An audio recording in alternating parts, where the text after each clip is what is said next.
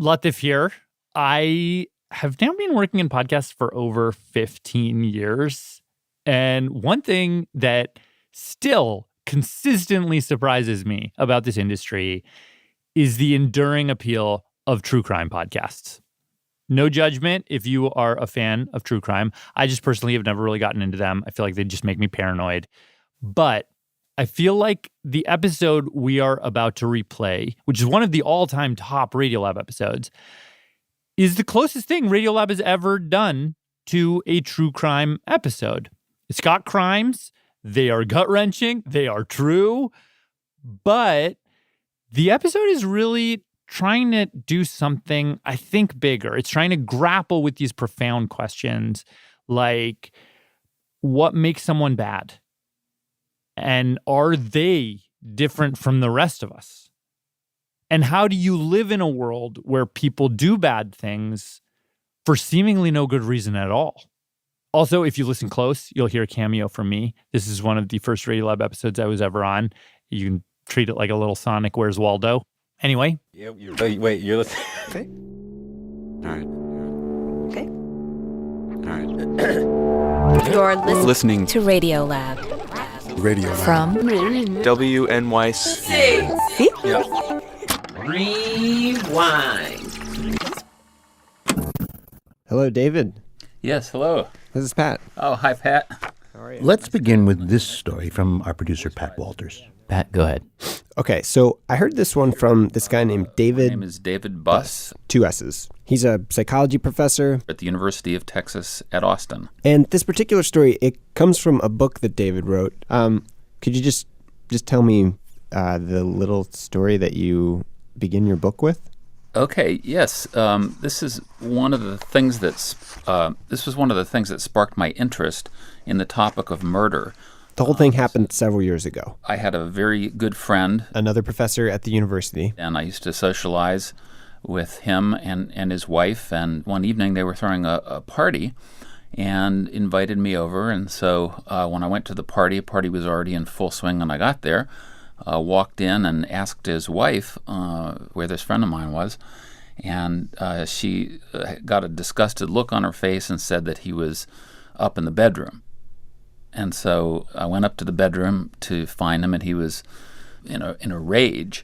In a rage? How? Like, you walk into the room, what do you find? Well, he started fuming that his wife had dissed him. And what did she do?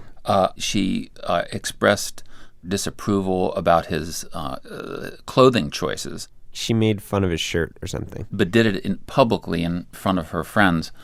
So it was he felt publicly humiliated. And while David's sitting in the bedroom with this friend, the guy looks up at him and he says, "I'm going to kill her." How did he say it? Like, quietly or? Like through his teeth, I'm going to kill her. David had always known this guy to be pretty mild-mannered. But he is a large, very strong man with a black belt in karate. I knew what he was capable of. So I suggested that we go out for a walk. And I basically spent the next half hour walking around with him, trying to cool him off. And eventually, he did. He just calmed down. And did you go back to the party then and, like, continue dinner partying for a while? Yeah, I did. And he did too? Yes, and he did too.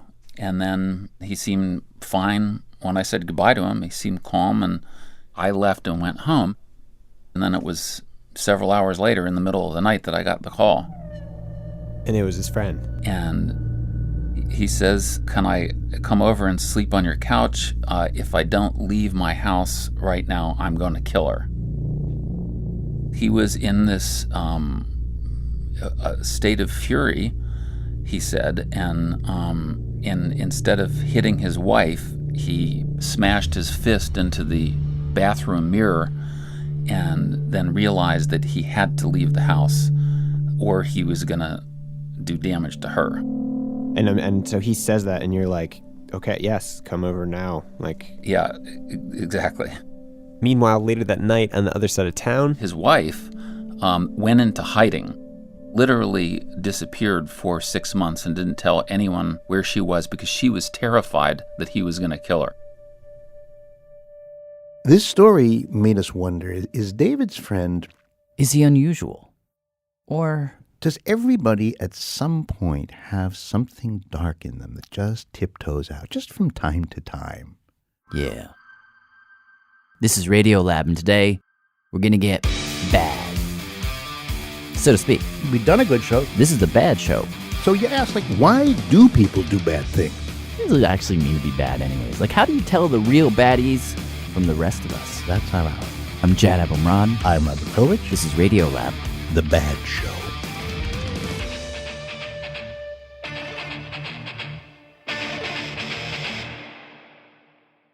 Okay, so what happened to David that night with his friend got him really curious about murder and badness and all these things we're thinking about. But it wasn't until a few years later that he learned something that really put what happened that night into context. By this point, David's moved on to a new university and he's teaching an introductory psychology class. And I devoted one class session to the topic of homicide and why people kill. And I designed a little questionnaire where I simply asked the students, have you ever thought about killing someone? And they would circle yes or no. Then he left some space at the bottom for them to elaborate, if they said yes. And, the class ended, and I went back to my office, and I just sat at my desk, and I started reading these. And I was just astonished to find page after page of yeses. And not just yeses. But these very vivid descriptions about who they would kill, where they do it, when, the precise method. How many of them went into that kind of detail? I would say 75 or 80%. Wow. Were you a little bit horrified? Like, oh my God, my students are murderers. Or thinking about it. Horrified is I was pretty stunned. And so I expanded the sample where we asked about 5,000 people. All over the world. Singapore, Peru, the UK. That same question. Have you ever thought about killing someone? And 91% of the men said yes, and 84% of the women. Said yes, I've thought about killing someone. Yes. If any sizable fraction actually acted on their homicidal fantasies, the streets would be running red. Yeah, but that's just those are fantasies. Some of them actually seem like, well, here's one. Something more than just fantasies. From a woman. Sure. Okay, this is a 20-year-old female. We asked, who did you think about killing? And she said, my ex-boyfriend. We lived together for a couple months. He was very aggressive. He started calling me a whore and told me he didn't love me anymore. So I broke up with him. Then a few months later, he started calling me, trying to get back together, but I didn't want to. He said that if I ever had a relationship with another man, he was going to send videos of us having sex to all the people in my university. The thing is that I do have a new boyfriend, but my ex-boyfriend doesn't know that yet, and I'm terrified that he'll do what he says. Then suddenly the thought occurred to me that my life would be much happier without him in existence. And then she said, I actually did this.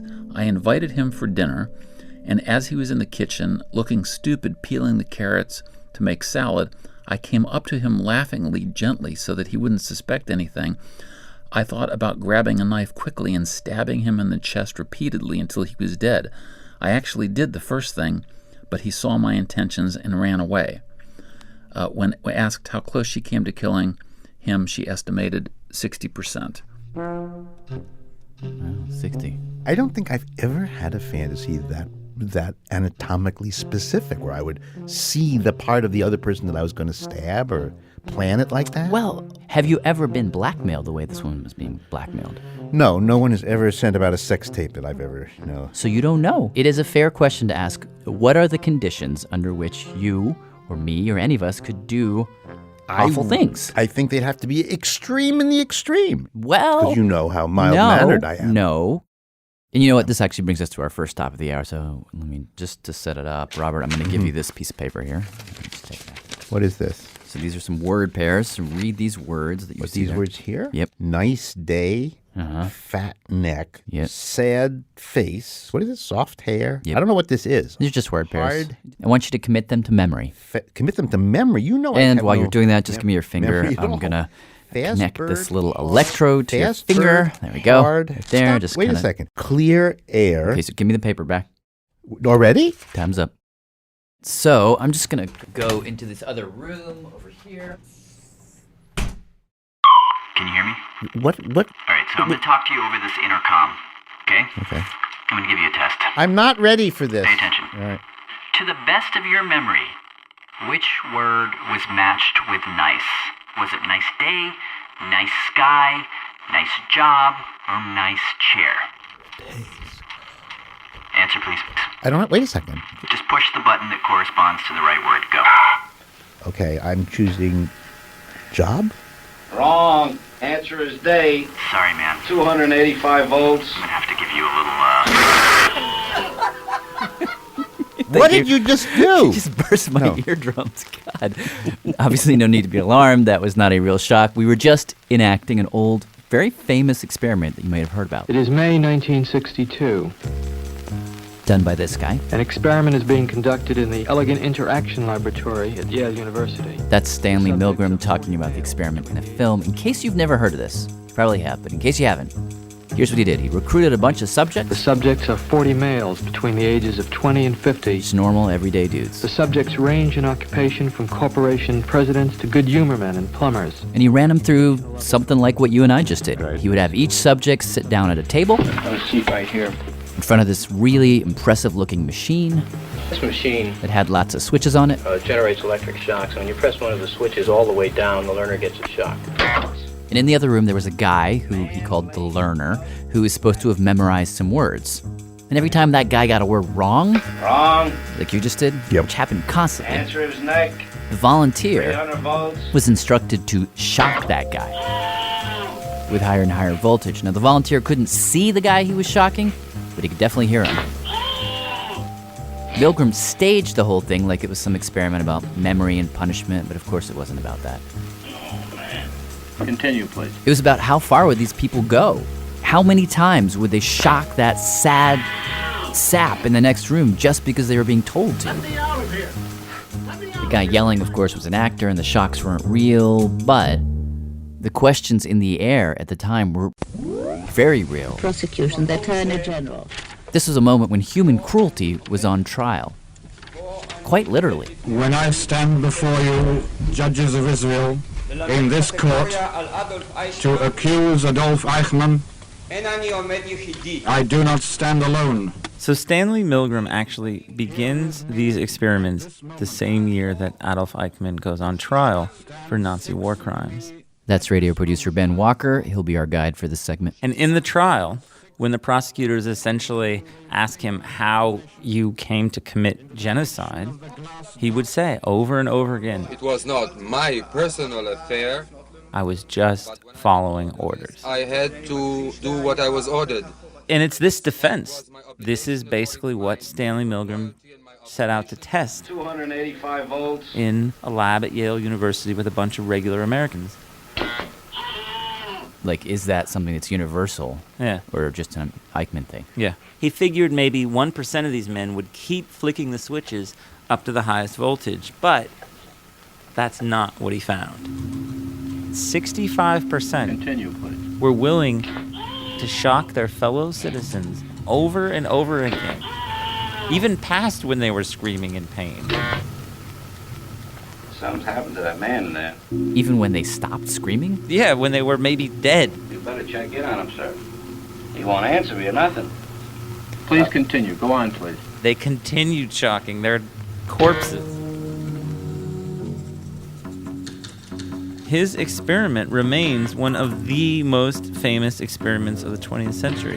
In 1962, Stanley Milgram shocked the world with his study on obedience. It is still trotted out to explain everything from hazing to war crimes. What is there in human nature to gang behavior that allows an individual to act inhumanely, genocide, harshly, severely? It's like a downloadable from the internet instant defense for doing wrong. But if you look at Milgram's work closely, Yeah.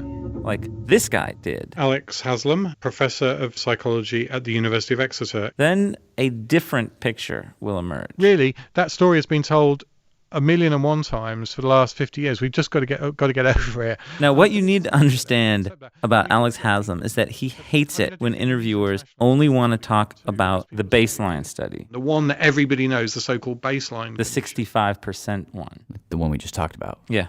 So there's more? There's more to it? Yeah, because actually he studied between 20 and 40 different variants of this same paradigm. Stanley Milgram took electric shocks very seriously.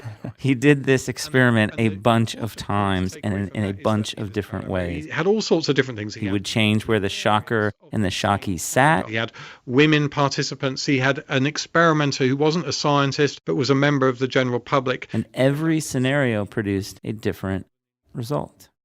Really? Yep. I'm just, I've got in front of me, I've just got the data from the Milgram study. Let me just get that out. So again, the baseline study is the one where 65% of the volunteers go all the way. Highest dose of electricity. XXX. But in experiment number 3, if they put the shockee in the same room with the shocker, so the shocker could actually see the person that he's shocking. Obedience drops to about 40%. And in experiment number 4, when the teacher has to hold the learner's hand down on a plate in order for him to feel the shocks, it drops to about 30%. Wow. Experiment 14. If the experimenter is not a scientist, but is an ordinary man, not wearing a white coat, obedience drops to 20%. Oh. Really? Well, how low can we go? Okay. Here's another one. This variant. Experiment 17. There's you and there's 2 other participants. Both actors. If those 2 participants refuse to go on... Like saying, I don't want to kill a guy. Only 10% under those circumstances go on. And then the final one... Experiment 15. Of course, normally you just have one experimenter who's giving you these instructions. But if you put 2 experimenters in the room and... They start disagreeing with each other. And this one, you get 0% going all the way. 0?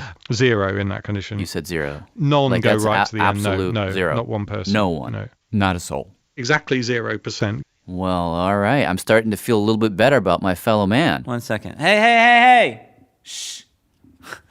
Okay. Where is he? I'm in a closet. In a closet? Because this room is echoey, and there's nothing like a closet full of clothes to help balance that out. That's true. That's true. All right, so keep going. So you see, it's just in that one experiment that 65% of people are willing to go all the way. Yeah. But in all of these other scenarios, they don't. And even when they do say yes, even when they go along with the experiment, as you can see in the film, they struggle. Continue using the last switch on the board, please. I'm not getting no answer. Please continue. The next word is white. They have debates with themselves. You think you should look in on them, please? Debates with the experimenter. Not once we've started the experiment. But what if something's happened to the man had an attack or something in there? The experiment requires that we continue. Go on, please. Don't the man's health mean anything? Whether the learner likes it or not, But he might be dead in there. What's interesting is that how all of these struggles, all of them, Please continue. play out the same way. It's the experimenter Go on, please. prodding the shockers along. You're going to keep giving them, 450 volts every shot now? That's correct. For me, it's all about the prods. The next word is white. This is what totally pulled me into this story. The prods. Stanley Milgram had 4 scripted prods that he wrote out for his experimenters. For when the subjects didn't want to continue? Yep. The first one was, please go on. Continue, please. And if they didn't go on, if they resisted, the experimenter would break out prod number 2. The experiment requires that you continue. Well, the experiment requires Well, I mean, I know it does, sir, but I mean, he's up to 195 volts. And if they still were resisting or struggling, they'd get prod number 3. It's absolutely essential that you continue. It's absolutely essential. It's a little bit more direct. It's a bit stronger, but it's not an order. Not quite. But the 4th prod, really the critical 4th prod, is an absolute order. The 4th prod is, You got no other choice, teacher. you have no other choice, teacher. You must continue. That is definitely an order. Exactly. But every time the experimenter pulled out the 4th prod, and this was confirmed when the experiment was redone in 2006. Total disobedience. Total disobedience. Anytime the experimenter said, you must continue, the shocker would say, hell no, I don't. You had no other choice, teacher. I have a choice. I'm not going to go ahead with it. Well, we'll have to discontinue the experiment then. I'm sorry. Here's another one. We had no other choice. You must Yes, go on. I have a choice. That is, if you don't continue, we're going to have to discontinue the experiment. We'll have to. He says cut it out. After all, he knows what he can stand. That's my opinion. That's where I'm going to stand on it. Wow, so the subjects seem willing to shock another human being, but as soon as you say it's an order, they don't do it. Now that's important. It's very important, because if you ask university undergraduates, what does the Milgram study show? They will invariably say something like, they show that people obey orders. Okay. Well, actually, the one thing that the study really doesn't show is that people obey orders. And it's a pretty big thing to miss. It's a pretty big thing to miss, isn't it, really? So wait, if it doesn't show that people are just obeying orders, yeah, then what does it show? Okay, I think it's like this. All right, let's go on to our instructions. We will begin with this test. The participants are there in the study. Each pair of words in They've got a very plausible, very credible, high-status scientist in a high-status scientific institution, Yale, who is going to do this powerful piece of science. Direct your voice toward that microphone as the room's So they sit down in the chair thinking, wow, this is really important. I'm about to help this quest for knowledge. I really want to do a good job. Now, as we sort of know in life, lots of things that we do, if they're worthwhile doing, are not always easy. And you find yourself in a situation where you've got to do something that's hard. Like shocking an innocent stranger over and over. But if you think that's the right thing, if you think that science is worth pursuing, you say, okay, I'll go along with this. So you're saying they were shocking these people because they thought it was worthwhile? Look, the participants, they're not. It's not just blind obedience. So, you tell me, sir. Yes, sir. No, sir. 3 bags full, sir. Answer, please. They're engaged with the task. They're trying to be good participants. Are you all right? They're trying to do the right thing. They're not doing something because they have to. They're doing it because they think they ought to. And that's all the difference in the world. 420 volts. Suddenly I'm thinking this is actually a darker interpretation than the original. Absolutely darker. Because they are doing it. No question about it. They have the agency. Yep. And they think it's right. Although clearly on some level they know it isn't. There's a sort of chilling comparison, which is a speech that Himmler gave to the SS, some SS leaders, when they were about to commit a range of atrocities. And he said, look, this is what you're going to do is, of course you don't want to do this. Of course nobody wants to be killing other people. We realize this is hard work. But what you're doing is for the good of Germany, and this is necessary in order to advance our noble cause. Wow. So then... Hey, wait, I'm almost done, guys. Give me 2 more minutes. 2 more minutes. So in the Milgram case... Uh-huh. Well, if the idea is that people will do bad if they think it's good, like it's a good, noble cause, well, what's the noble cause in this case? Science. Science. You can see this in the surveys that the men filled out after the experiments were over. This was exactly what was on my mind. If the experiment had to be successful, it had to be carried on. The questionnaires they filled out are part of the Milgram archive at Yale. Willing to help in a worthwhile experiment. And it's kind of surprising. A lot of them are really positive, even though they've just been told that they were duped. Research in any field is a must, particularly in this day and age. Do you think that more studies of this sort should be carried out? Definitely yes. We, as onlookers to the study, we have this kind of godlike sort of vision of like, well, of course what they're doing is wrong. But if it looked at from another perspective, there is a sense in which you could celebrate what they're doing. I'm not suggesting one should, but I'm just saying there is a sense in which these people are prepared to do something that's very painful to them and to someone else because they want to promote science. Well, you can see that's a good thing. I'm giving... God, because it's like we started with this experiment that we all see as evidence of humans' latent capacity for evil. Yeah. And you tell us, actually, no, under some circumstances, we don't do the bad thing we're told to do because, here's another flip, we don't have to be told. In fact, we hate being told, but we will do it on our own if we think it's good. Yeah. Now you're saying, actually, that you could read that very dark fact as being actually evidence of something quite noble. Well, if you dressed it up and if you just had some minor variance to the paradigm, you could presumably make this out. These are people who are incredibly noble. They are. It's the fact, of course, that they're administering pain to a stranger. That's what's horrifying about it. But imagine they were administering pain to themselves. Imagine they really had to administer shocks to themselves or something. But if they were prepared to do that, when I suspect a lot of them would, then we'd say these are people who really believe in science. And isn't this a good thing that we have people in our society who are willing to make sacrifices for the greater good? So in the end, where do you come down? Do you leave this experiment in a light mood or in a dark mood?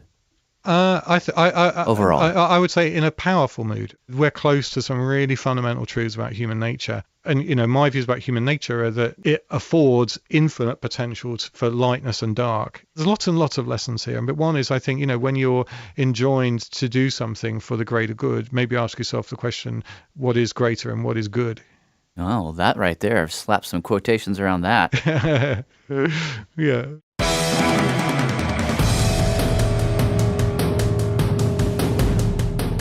Our thanks to Ben Walker. Thank you, Ben. And also thank you to Alex Haslam, professor of psychology at the University of Exeter. We'll be right back.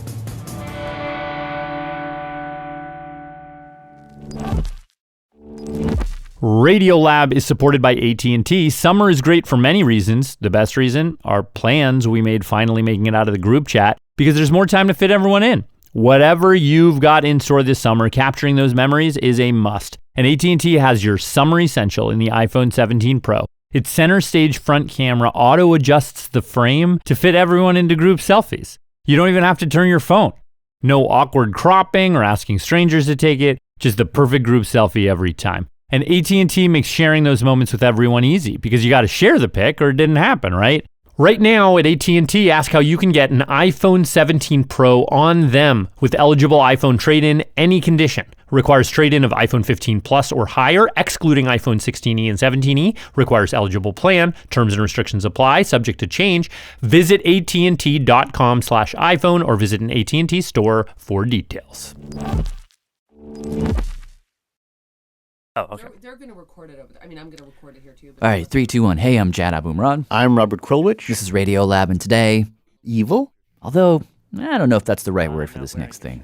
Yeah, because it's sort of... more complicated. When you call someone evil, then you're kind of done with them. Yeah. But there's been a fellow, I've been thinking about him for a better part of the year, as you know. He's such a puzzle to me. I can't quite place him. Though it's very fun to try. And I heard about him from science writer Sam Keane. Well, let's talk about Fritz Haber. So first of all, could you just when did he live and what did he look like and that kind of stuff?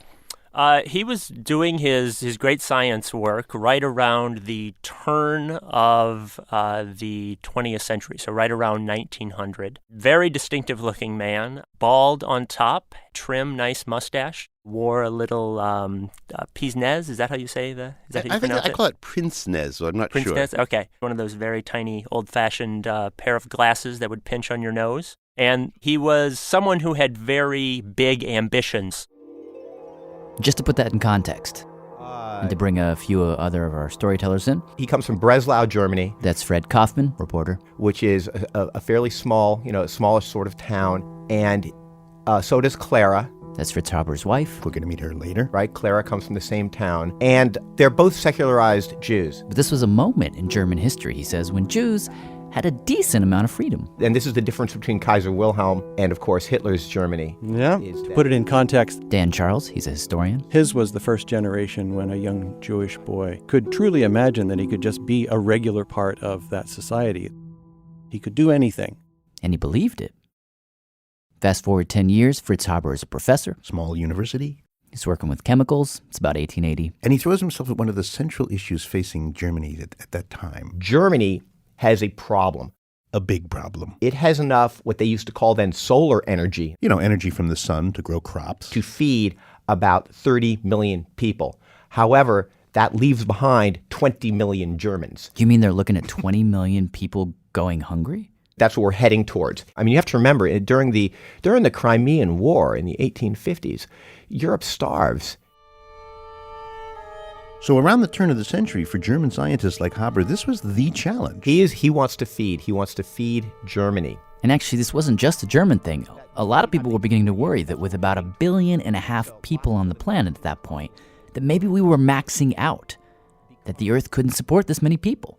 And everyone thought, well, we know the solution. Yeah, we just need a whole lot more of one simple element. Nitrogen. Nitrogen. They needed more nitrogen. Nitrogen is an essential part of amino acids and proteins. And when you stick a seed, like a wheat seed, in the ground, one of the reasons it grows is because it's sucking up all the nitrogen in the soil. To make its cell walls. Without nitrogen, you don't have life.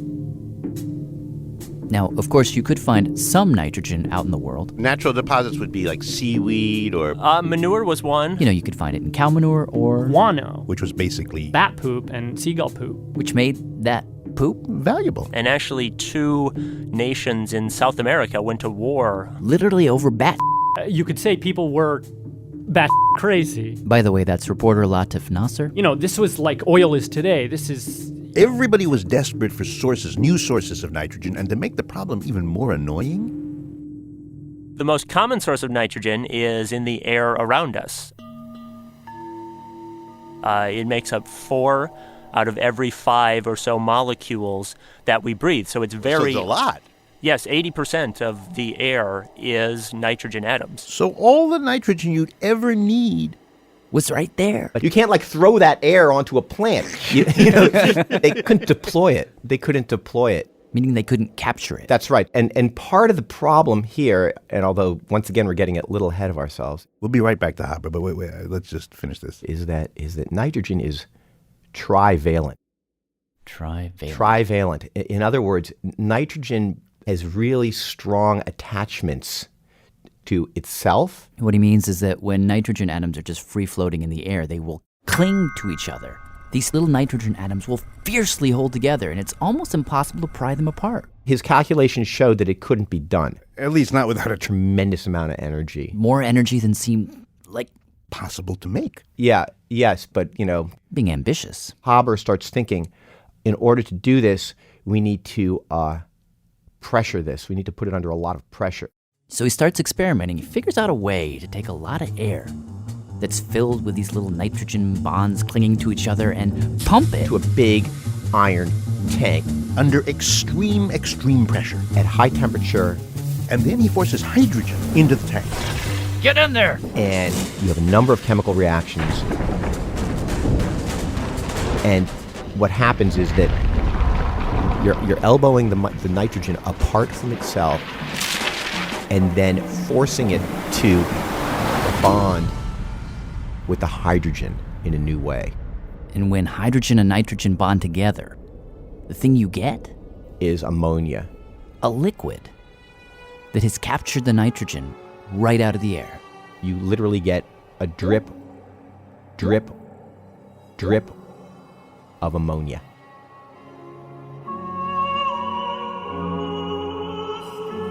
It is arguably the most significant scientific breakthrough of them all. Bread from the air was the phrase. Wow. Because Haber had figured out a way to take nitrogen from the air, put it into the barren ground, and grow wheat. This has allowed the world to have 7 billion people. This is what's driving the world towards 10, 12 by 2050. Now we're seeing about 100 million tons of synthetic fertilizer produced industrially each year, and that tonnages then moves into our food source. Our food source then moves into our bodies, and the rough statistics are that half of each of our bodies contains nitrogen from the Haber process. No. Really?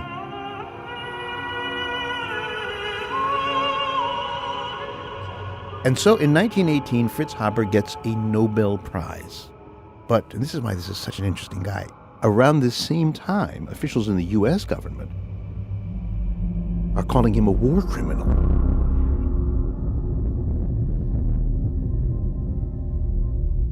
All right, just to back up for 1 second. After Haber's nitrogen discovery, he was promoted.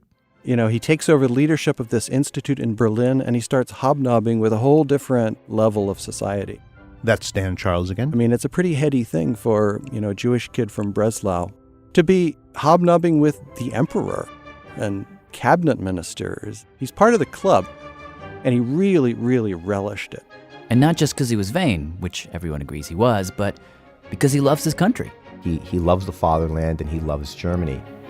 So when World War I begins, he signs up immediately, sends a letter volunteering for duty. Saying, you know the process that I use to make food?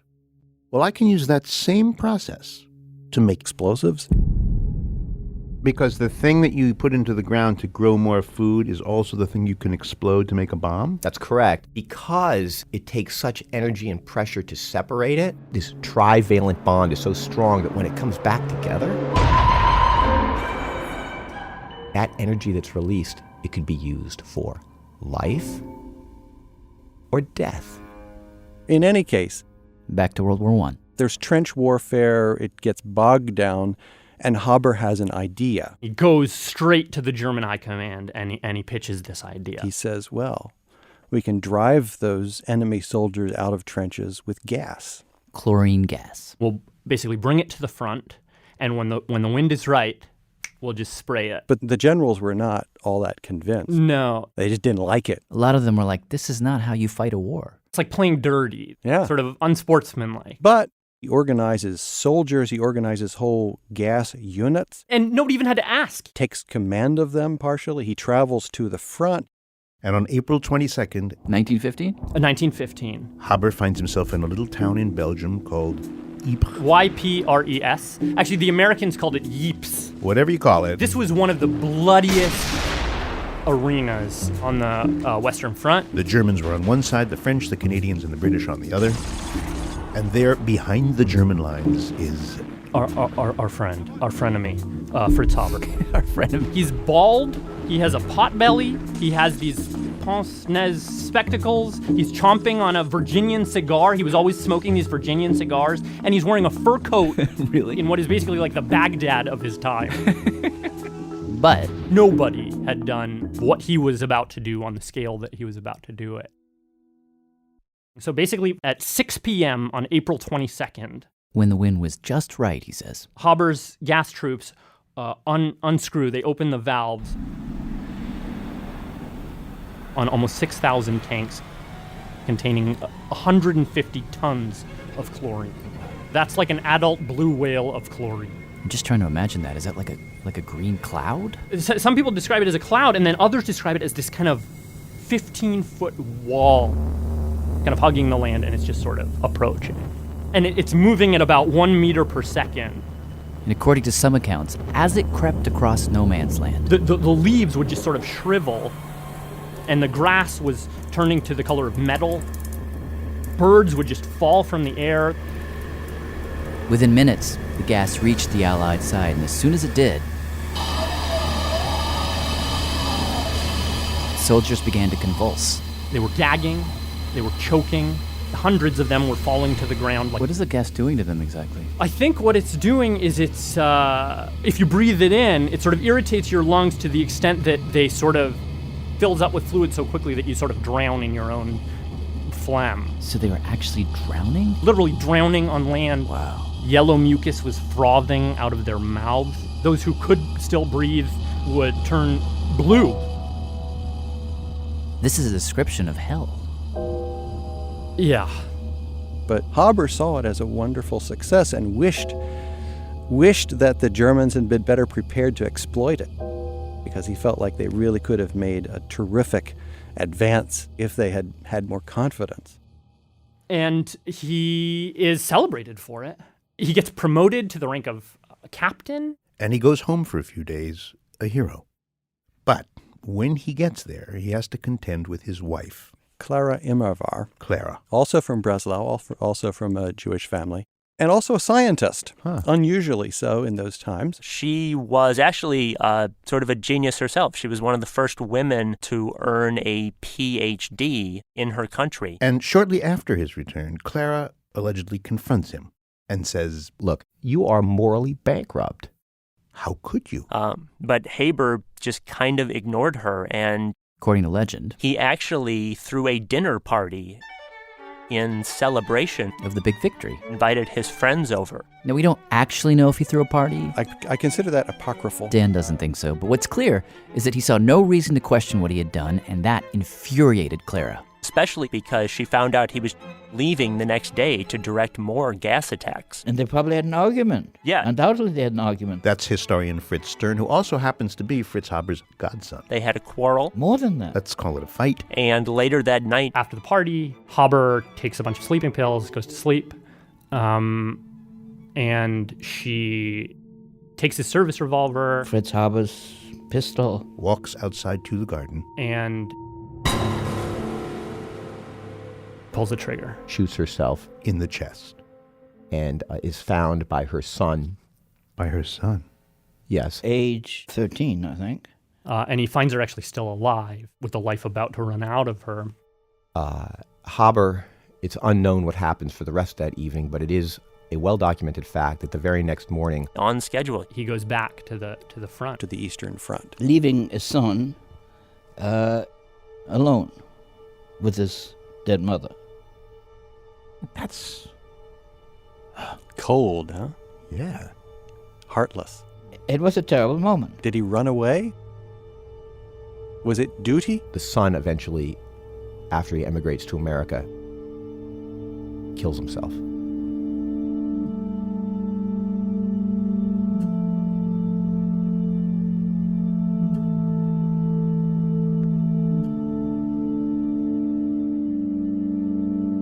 See, now around this point, I just don't want to have anything to do with this guy. This is I just want to take a shower and walk away. Yeah, me too. You know, on the other hand, I mean, if you look at the grand calculus, people he's helped or fed versus people he's killed, I mean, he's fed billions of people. I don't know that you could entirely call him bad. I might even tilt towards saying he's a little good, to be honest. You wouldn't, though, would you really? Would you really think that this guy's a good guy? Honestly, yeah. You know, just because of a mathematical summing up? We're talking billions of people. He's standing there on the front, pushing the gas into the lungs of other human beings. Now, admittedly, it's a war, but still. Then he goes and, and celebrates that and then walks away from his child and his wife dead in the garden and says, more of that, please. Well, there's something distasteful about the fact that he was too into it.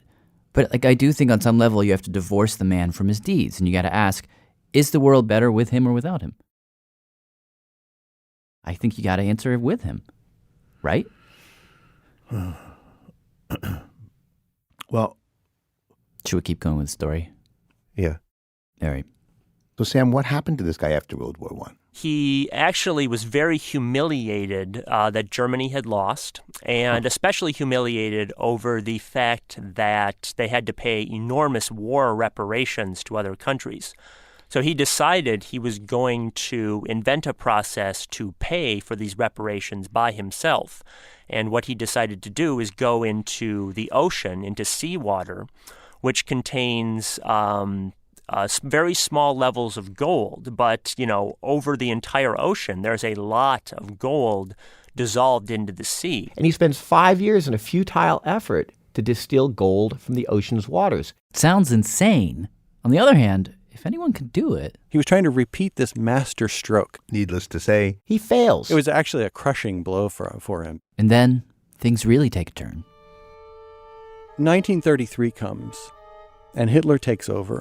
And one of the first acts that the Nazis do is to basically issue an order that says there shall be no Jews in the civil service. Now, Haber was Jewish, but because he'd served in World War I, he technically would be exempt. But 75% of the people who worked for him at the Institute, they were Jewish. And they would have to be dismissed. So he decides to take a stand. And says, this is intolerable, I'm going to resign. He says that he's always been hiring people based on how smart they are and not who their grandparents were. So he sends a letter to the Ministry of Education resigning, and he leaves Germany. Telling a friend, he felt like he'd lost his homeland. And then he starts this period of roaming. He eventually goes to England. But in a famous incident, one of England's leading scientists refuses to shake his hand. And he is basically homeless at this point. He's a man adrift. Meanwhile, his health is failing. In 1934, he takes a trip to Switzerland to a sanatorium. But before he can get there, his heart fails and he dies. Now, there's a footnote to this that is very strange. I got a little. My dorsal hairs stood up when I read the end of this. Right. So during World War I, Haber's institute had developed a formulation of insect-killing gas called Zyklon. Zyklon A. Which was originally just a pesticide. And once again, another nitrogen compound. It was developed in his institute. He knew about it. In fact, his chemist had given this particular pesticide a smell. It was a warning smell, so that people didn't inadvertently breathe it in and get sick. But after the Nazis take over... This is after he died. They reach back to the shelf and they find this Zyklon stuff. And they ask for it to be reformulated to take out the warning smell. And it becomes Zyklon B, the killing gas of the concentration camps. Did members of Haber's family die in the concentration camps? Yeah, members of his extended family did. Certainly friends of his did. There's something deeply, deeply wounding, distressing, upsetting at the thought that he had anything to do with Zyklon B. But he did. The use of it, he couldn't have imagined.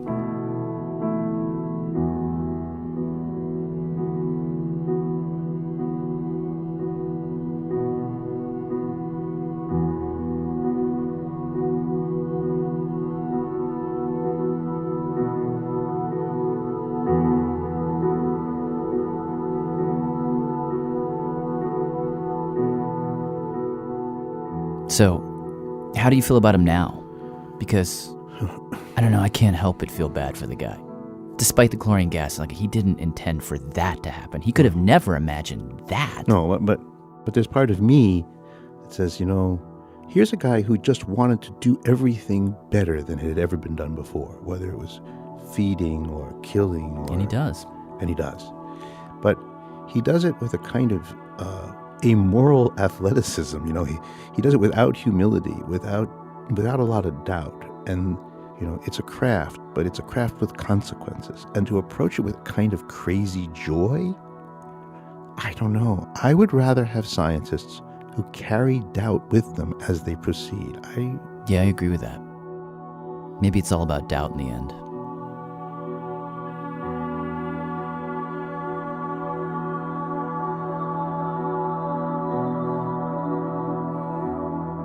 Thanks to all our great storytellers, Dan Charles, Sam Keane, Latif Nasser, Fred Kaufman, and Fritz Stern. You can find out more information about all those guys on our website, radiolab.org. Hey, I'm Jad Abumrad. I'm Robert Krulwich. This is Radiolab, and today we're talking about... Well, we're trying to think about what goes on in the mind of a bad person. Yeah. What makes a bad person so bad that he's different from the rest of us? And we didn't really come to any kind of agreement with the Haber thing. Yeah, I don't think we quite... Let's go. But, we ended up walking this question around to different people. We want to talk about bad people in Shakespeare. And oddly enough, we got a really interesting take on the true nature of badness from this guy. James Shapiro, professor of English at Columbia University. And he said, to start, you want to know about bad? I'll give you bad. In Titus Andronicus, there's a character by the name of Aaron the Moor. And there's a moment in the play where Aaron gets up on stage, looks at the audience and says, let me just tell you the kinds of things I've been up to recently. Set deadly enmity between two friends. Make poor men's cattle break their necks, set fire on barns and haystacks in the night, and bid the owners quench them with their tears. Oft have I digged up dead men from their graves and set them upright at their dear friend's door. Oh! Even when their sorrows almost were forgot, and on their skins as on the bark of trees, have rid my life with my knife carved in Roman letters.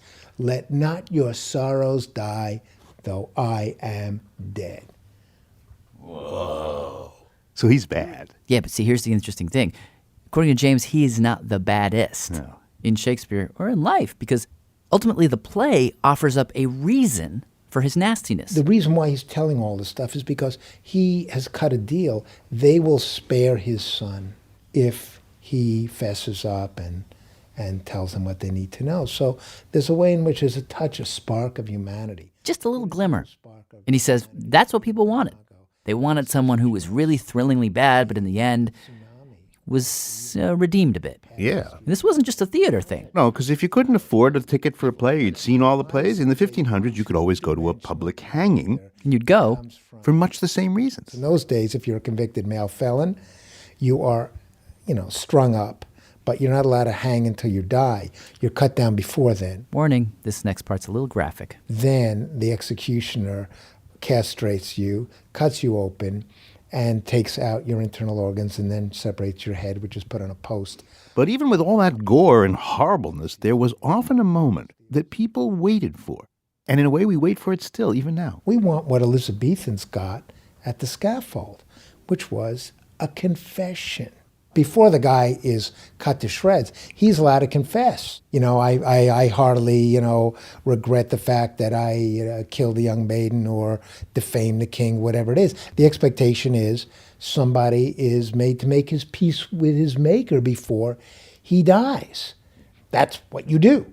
And that's what Shakespeare did in all his plays. He would give all his baddies at least one moment where they could be understood. Except this one time. So will I turn her virtue into bitch. Iago. He is a soldier. He works for a general. The general's name is Othello. They're supposedly chums, but General Othello has no idea that Iago I hates him. So he plans to destroy Othello. Now, we don't exactly know why. There are hints of reasons, like maybe he thinks Othello's sleeping with his wife, we're not sure. But the weird thing is that he decides not just to take down Othello, but everybody. I don't know what he did. What? Lie. He stirs up hatred between friends, between lovers. He even schemes against his own wife. This is just somebody who's performing brain surgery without anesthesia on other people. He's a master plotter. And as for why? Maybe Othello was sleeping with Amelia. But as the play goes on, you begin to think that maybe that's just another lie. Eventually, Iago convinces Othello that his wife has been disloyal, which she hasn't. And then Othello goes and kills his own wife, smothering her with a pillow. This is just a tsunami of evil that passes through the play. Desdemona's dead. Desdemona's dead. And at the very end of the play, when everyone finds out what Iago's done, Othello asks him, why? Why did you do this? And Iago? He refuses what we fully expect and what everybody on stage at that moment fully expects from him. What does he say? Demand me nothing. What you know, you know. From this time forth, I never will speak word. I'm not saying a word. I'm not going to give you what you want. I'm not going to help restore the sense that there is a moral order to the world and a moral norm. What you know, you know. If this is the singular moment in Shakespeare where he gives you an ununderstandably evil man, no motives, no reason, any idea what the hell he was intending? What you know, you know. Ending mystery. Meaning, what, any idea what was in his mind? Was he trying to make a commentary on something? Was he grappling with something? Do we know? You know, you know. Damn it! The good Iagos make you want to shower the minute you leave the theater because you are sullied by them. Thank you to James Shapiro, whose most recent book is called Contested Will. You know what? You know what I'm left... He had you there. Yeah, well. You know what I'm left thinking, though, is like, if you could somehow... I mean, that was make-believe. But if you could somehow get a real Iago in the room and subject that person to questioning and really get them to sort of fess up as to why they did it, would that make a difference? We should say that this next section of the program has some references which are extremely graphic and not to everybody's taste. So if you have kids in the room, maybe this is a time to tell them to go brush their teeth or something. Yeah. That comes to us from our reporter, Aaron Scott. Yes. Jeff Jensen. Nice to meet you. Nice to meet you. All right, so who is this guy we're hearing? This is Jeff Jensen, and he's a reporter in LA. And he wrote this graphic novel that I read about one of the most prolific serial killers in U.S. history. Gary Leon Ridgway. The Green River Killer. The first victims of the Green River Killer were found in the summer of 1982. The Green River murders terrorized Seattle in the 1980s. In Seattle today, a man called the Green River Killer. Ridgway murdered at least 49 women. The so-called Green River Killer. But it's suspected that it could be upwards of 75. Wow. Making him the most prolific serial killer in American history. All the victims were prostitutes. He buried them or left their bodies in these little clumps in the woods. The killer seemed to have placed the bodies as if they were mannequins. And in January of 1984, the Green River Task Force was formed, and my father was recruited to the task force. So Jeff wrote this book because his father, Tom Jensen, was one of the lead detectives tracking Gary Ridgway. He ultimately spent 17 years searching for this man. In December of 2001, my father and his colleagues make the arrest. DNA testing matched him to the crime. They arrest Gary Leon Ridgway, and on June 13, 2003,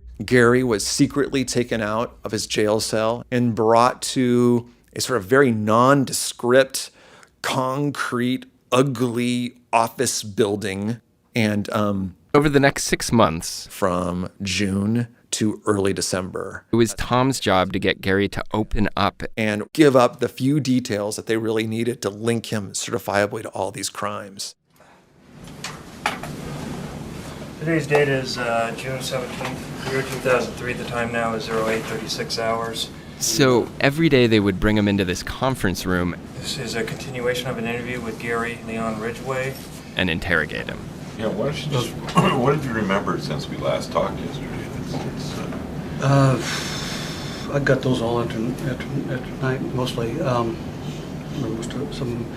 But I remember picking her up at... It immediately became apparent that there was going to be difficulties. As far as I know, I don't know if I did or not. He would deny things, he would obscure, he would dance around things. He didn't really want to cop to everything that he did. I got to tell you, I'm not totally comfortable that you're providing all the information. Especially when it came to one particular fact. What my father and his colleagues know is that something was done to these bodies, many of them, after they were murdered. Is he saying what I think he's saying? Yeah. Necrophilia. Gary is dancing around this topic. Gary had denied this to his own lawyers. So my father and the other interviewer in that room that morning, Detective John Mattson, they start using a line of a tact of interviewing him that was very... It's okay. It's okay if you did. Stunningly, shockingly empathetic. Nothing to be ashamed of. Mm-hmm. Thousands of people have done it before you. You're not the first one. You know, you're not the first person that's ever done this. You're not going to be the last one. You won't be the last. That's one of the things that we need to know. The father's trying to reach out to him. Okay, I know it was more than an urge. It's okay to admit this. You need to admit this. Okay, it's all right. But we've got to know that. That's one of the things we have to know. And that's why it's okay to let it out. And he does. Yes, I did lie about that. But that's when I went back one time before, and some of the, but like I said, I gotta give it out. I can't keep holding it. No, it's building up. This was a major breakthrough.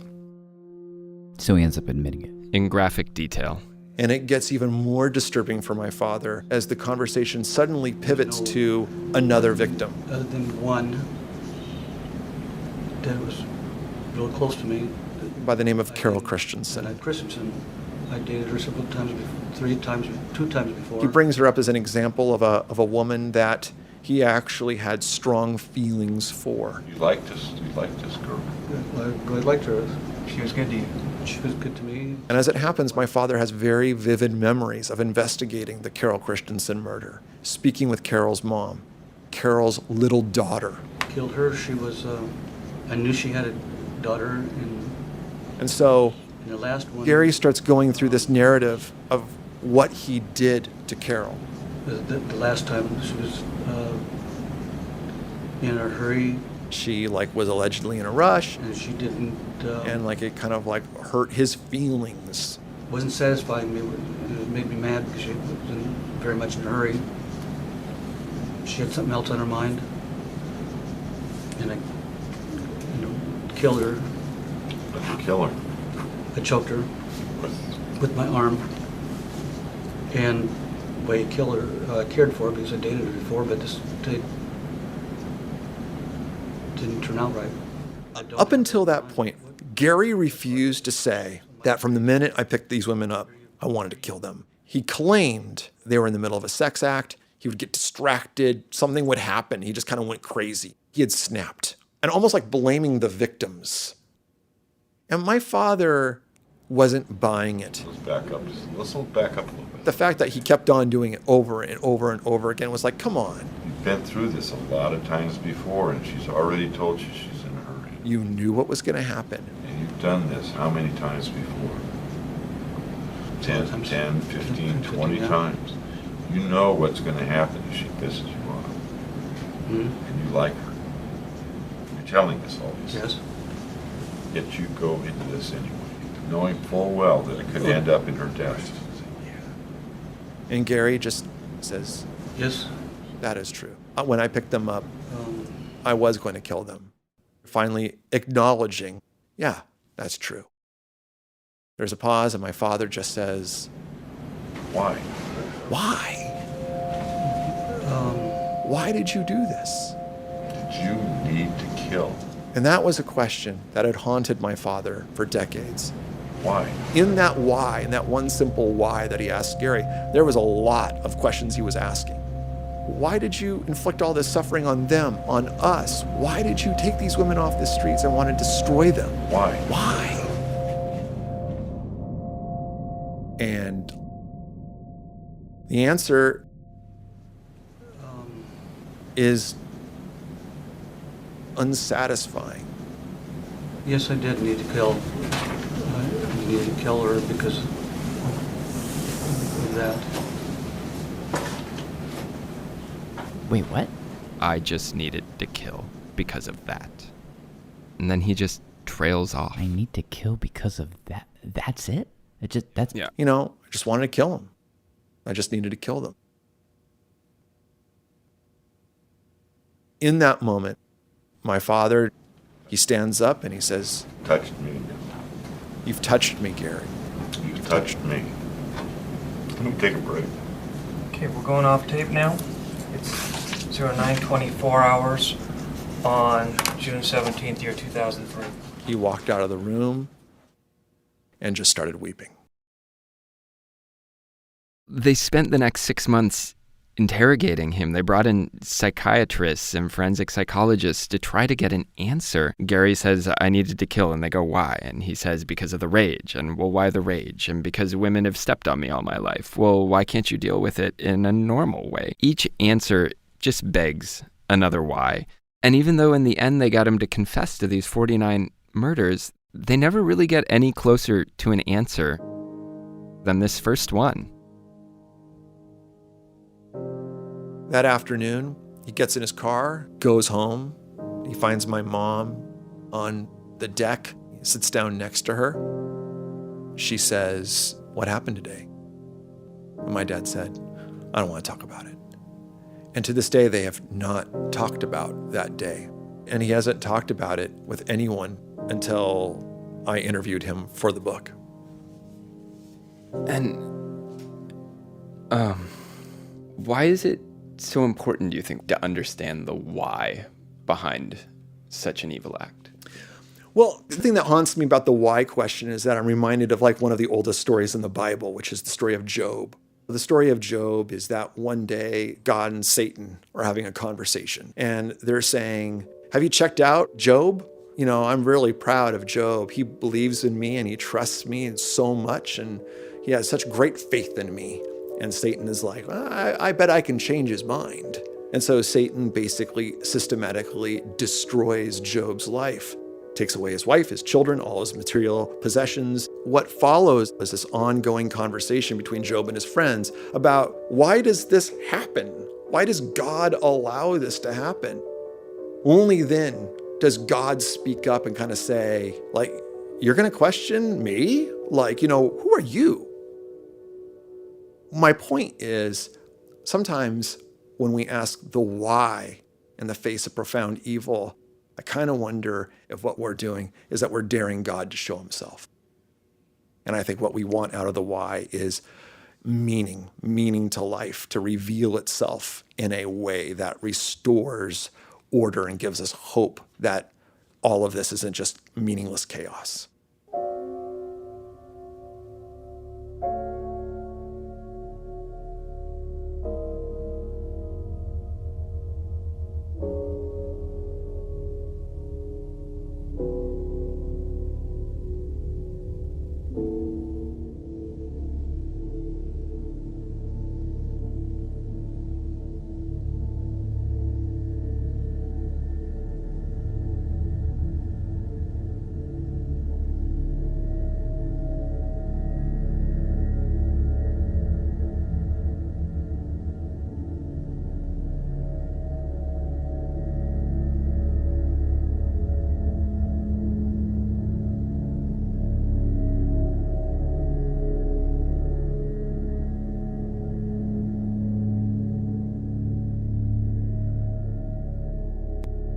Jeff Jensen's book is The Green River Killer, a true detective story. It's a graphic or an illustrated novel. Thanks also to reporter Aaron Scott for that story.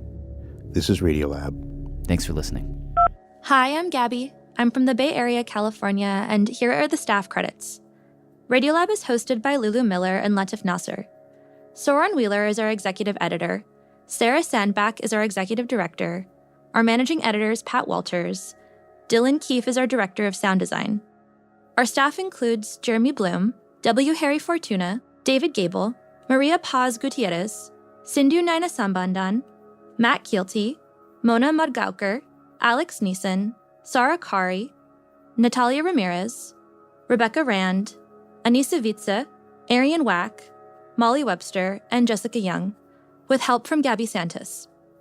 Our fact-checkers are Diane Kelly, Emily Krieger, Natalie Middleton, Angeli Mercado, and Sophie Samai.